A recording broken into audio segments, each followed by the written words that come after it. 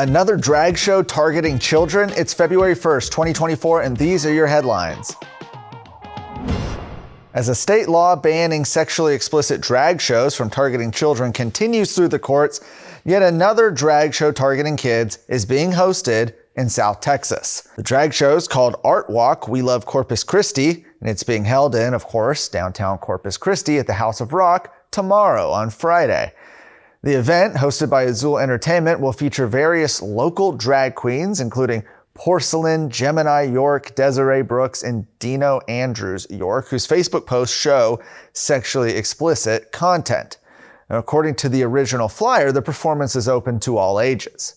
Shortly after Texas Family Project and Defend Our Kids Texas shared the flyer on their social media channels, the group removed the phrase family friendly from their advertising. However, Texas Family Project confirmed over the phone that the venue will still allow children into the building. Now, last year, Senator Brian Hughes passed Senate Bill 12 in an effort to combat sexually explicit performances in front of minors. SB 12 prohibits those sexually oriented performances for children under 18 years old. It was signed into law by Governor Abbott and took effect on September 1st. Shortly after Abbott signed the measure, however, the ACLU sued the state, saying the law violated constitutionally protected speech. Now, on the day the law was supposed to take effect, a Reagan-appointed federal judge, David Hittner, ruled in favor of the ACLU's lawsuit, allowing drag queens to continue performing sexually explicit events for children. After Hittner granted that temporary restraining order on the new law, he issued a permanent injunction preventing violators from being subject to up to $10,000 in fines per offense. Texas Attorney General Ken Paxton appealed that to the Fifth Circuit Court of Appeals and filed a motion to stay that injunction. However, as of right now, the case has not yet been ruled on. After parents in Dallas ISD expressed their concern over the district's Out for Safe Schools program, which partners with a transgender clinic, the district has now deleted any mentions of the program on its website. The program was launched back in 2018 and provided teachers with intervention strategies for harassment or name-calling in schools. Once teachers and other faculty members completed the training, they were given badges signaling to LGBT students that the teacher was considered a, quote, advocate.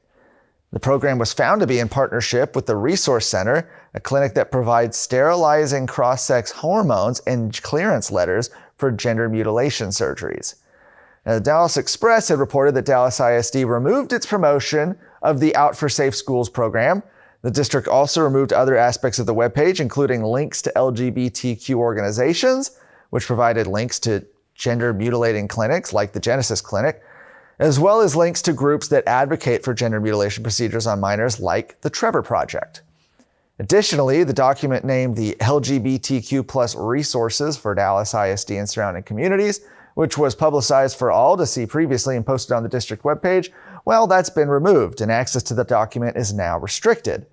The document provided students with resources on how to socially, legally, and medically change their gender. Now, Dallas ISD has also been scrutinized for its partnership with an after-school sex education program called Positive Prevention Plus, which is run by Healthy Futures of Texas.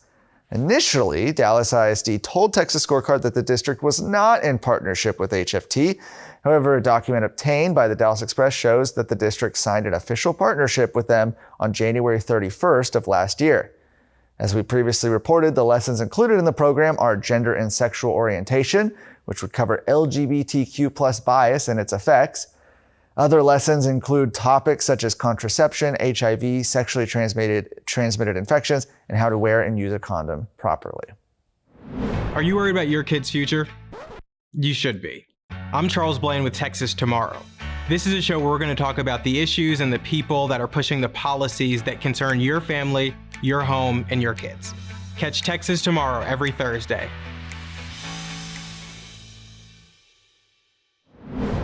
Conservative groups and coalitions are converging on Texas, right here in the Lone Star State, for this year's Republican primary in an effort to push for candidates that stand for education freedom and challenge those who do not. The latest group to throw its hat in the ring is the School Freedom Fund, which is an arm of the national organization Club for Growth.